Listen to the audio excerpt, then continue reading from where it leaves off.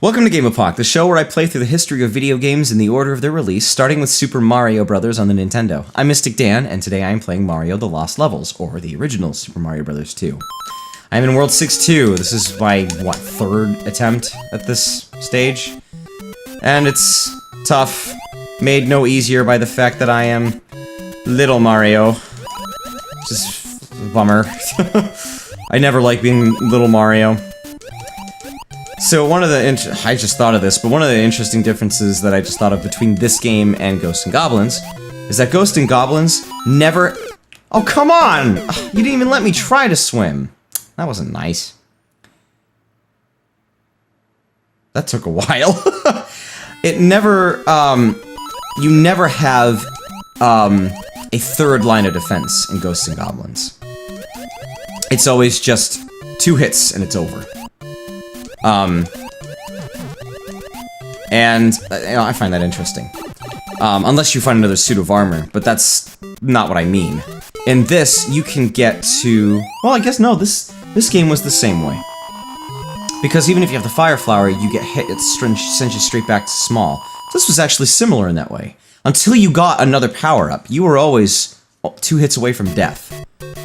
But I think what's interesting about this is, in a way, it starts off harder because you start off, like, your default mode is only 1 hit away from death, while Ghosts and Goblins' default mode is 2 hits away from death.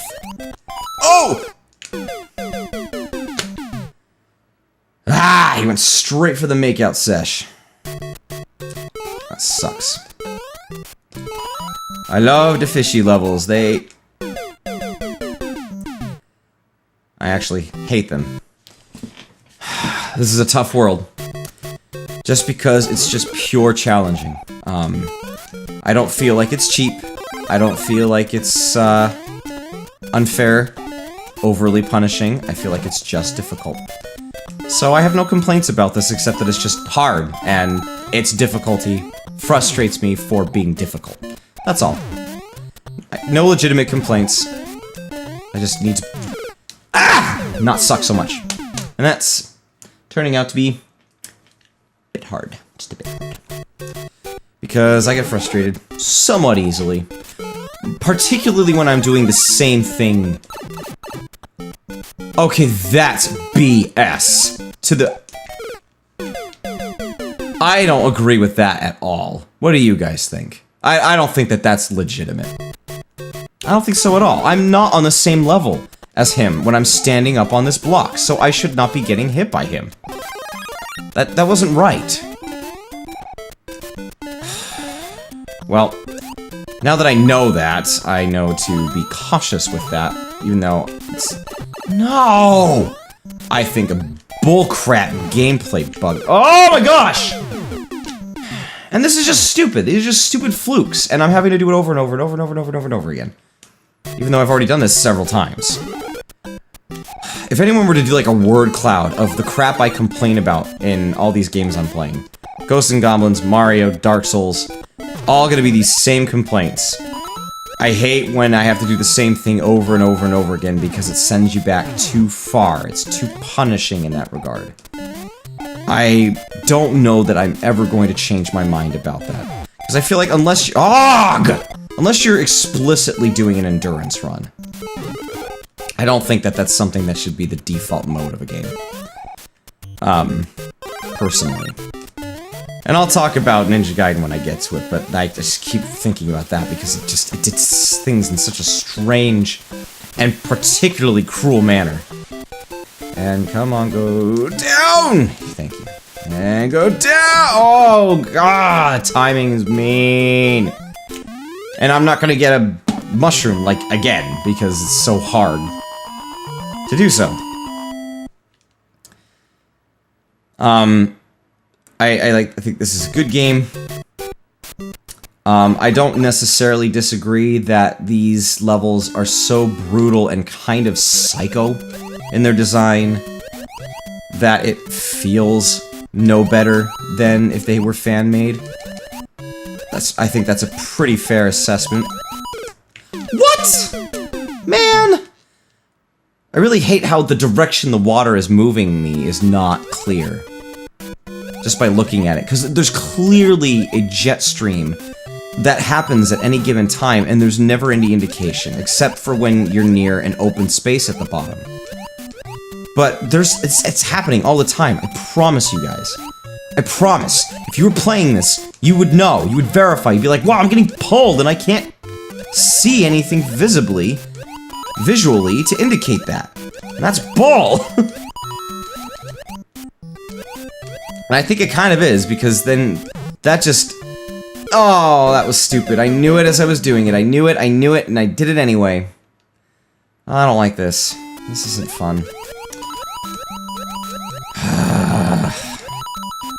And it is very disappointing that they didn't do anything different with this game musically. I don't think there's any excuse for that either. They had plenty of time to just make a couple more different things.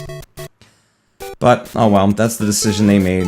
It's their game, so who am I to critique? I can't make a Mario game. I could make a Mario-inspired game. I'm good. I've tried making games, both as a programmer and not. In acting as a programmer in that capacity for game making, I've only done in the context of a class I was doing for my bachelor's, and that was really hard. I actually did it in JavaScript, which I liked a lot. It was really cool, and it taught me really good practices for JavaScript. I really enjoyed that a lot, and I really liked being able to see a lot of this stuff come to life and know that I was making that game happen. It was really cool. Problem with it was that it was just so tough.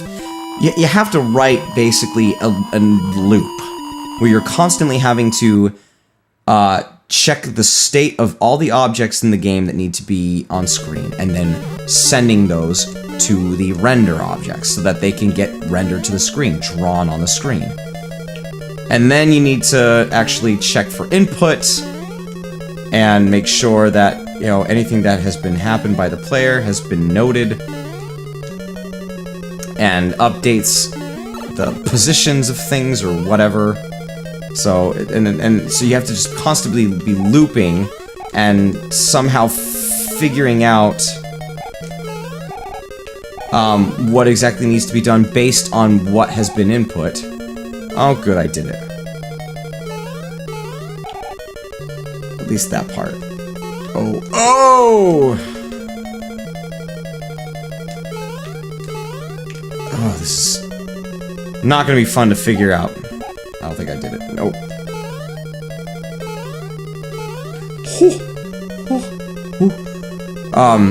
But I could definitely see myself, you know, getting the hang of it and realizing, you know, I like this. I could probably do more serious game programming. I wasn't, like, naturally gifted at it or anything, but I was okay. And... where is it? There it is. Oh, no! Oh, no! Oh, I hate these. Especially when I'm out of lives, because then it's just a crapshoot. And that's never good. I don't really feel like I have a good... No! No!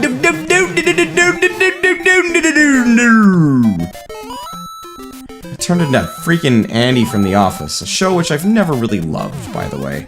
You can lynch me all you want, but I have a hard time with shows that are purposefully awkward like that. It's why I hate most chick flicks, is because they make it a point to show you the insanely awkward situations that characters go through, as if that's entertaining to someone. I just don't understand that. The chick flicks that I've liked, and there are great chick flicks, they're the movies that don't emphasize the awkward. Oh, dang it! They don't emphasize, like, oh, it's so painful that they're acting ridiculous. Which is, I guess, supposed to be like a display to show how much they're really being affected by the other person in their life, which is supposed to, like, emphasize their importance and try to drive home the message that this relationship really is meant to be. But it ultimately comes out as just freaking awkward and stupid and annoying and painful to watch, especially if you empathize with the characters at all and you feel any kind of empathy for their awkward situation whatsoever. which I always do because I'm naturally empathic to characters that I like to any degree, unless I absolutely hate them. So I can't stand that crap, and most chick flicks that I've watched do that. I don't like it. But the ones that I've liked a lot, that they don't do that. They're just very interesting stories about romance. And all growing up, I was a hopeless romantic. People joked and called me hopeless. And they were right. But I was always just like that. I was like, even as a little kid, I developed this sense early of wanting to really like a girl. Because I'm straight. And so it was always never a question that I liked girls. And I wanted to like a girl and have her, like, really crazy about me back. Because I'm a fairly passionate person, and I'm also slightly obsessive. And so when I would get into a girl, I would be like, like, too much. And I recognize that now, and sometimes I even recognized it when I was younger, back then. But I mean, even when I was a kid, that would happen. When I started to get old enough where I could appreciate that, oh, I think I might like girls, actually. I would get that way. I would find it fascinating and desirable to want a girl, to, like, want to find affection in her and want to be around her and spend time with— that was stupid. Spend time with her and have her attention. Talk to her, make her laugh, make her want to be with me and stuff like that. You know, I would want all that. And, so I enjoy that kind of stuff in my entertainment. No.